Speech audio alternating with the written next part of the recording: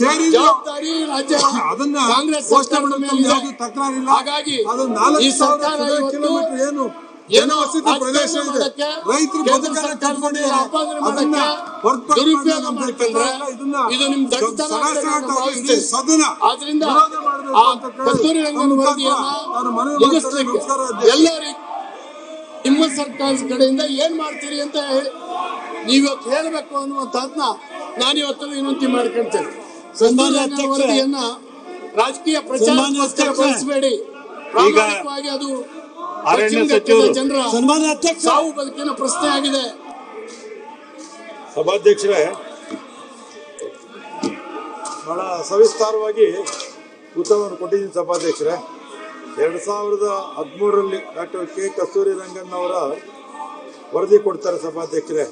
ಇಕೋಸನ್ cities ಏನಂತ ಸುಮಾರು 56,000 square kilometre ಇದನ್ನು 6 ಬಾರಿ 2 ವರ್ಷಕ್ಕೊಂದ್ಸರಿ ನೋಟಿಫೈ ಮಾಡ್ತಾರೆ. ಮತ್ತು 27/7/26ರಲ್ಲಿ ನೋಟಿಫೈ ಮಾಡಿದ್ದಾರೆ ಸಭಾಧ್ಯಕ್ಷರೇ.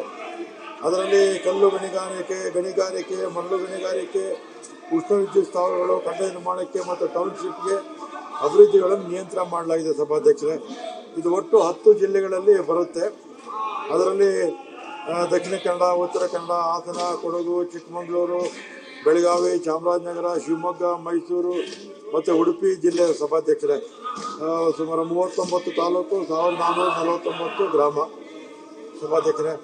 ಮತ್ತು 60 ದಿನ ಟೈಮ್ ಇದೆ ನಮಗೆ ಇದು ಆಕ್ಷೇಪಣೆ ಸಲ್ಲಿಸೋದಕ್ಕೆ. ಇನ್ನೂ 1 ತಿಂಗಳ ಕಾಲ ಇದೆ ಸಭಾಧ್ಯಕ್ಷರೇ. ಈ ಹಿಂದೆ ಭಾಳ ರಾಜ್ಯ ಸಚಿವ ಸಂಪುಟದ ಸಭೆಗಳ ನಿರ್ಣಯಗಳನ್ನು ಅನುಸರಿಸಿ ಡಾಕ್ಟರ್ ಕಸ್ತೂರಿ ರಂಗನ್ ವರದಿ ಸಮಿತಿಯು ವರದಿಯ ಶಿಫಾರಸುಗಳನ್ನು ನಿರಾಕರಿಸಿ ಸದರಿ ವರದಿ ಅನುಷ್ಠಾನದ ಸಂಬಂಧ ಹೊರಡಿಸಿದ 2 ಸೂಚನೆಗಳನ್ನು ತಿರಸ್ಕರಿಸುವ ರಾಜ್ಯ ಸರ್ಕಾರದ ಸ್ಪಷ್ಟ ನಿಲುವನ್ನು ಕೇಂದ್ರ ಸರ್ಕಾರಕ್ಕೆ ಸಲ್ಲಿಸಲಾಗುತ್ತದೆ. ಒಮ್ಮೆ ತಿರಸ್ಕಾರ ಮಾಡ್ತೀವಿ ಸಭಾಧ್ಯಕ್ಷರೇ.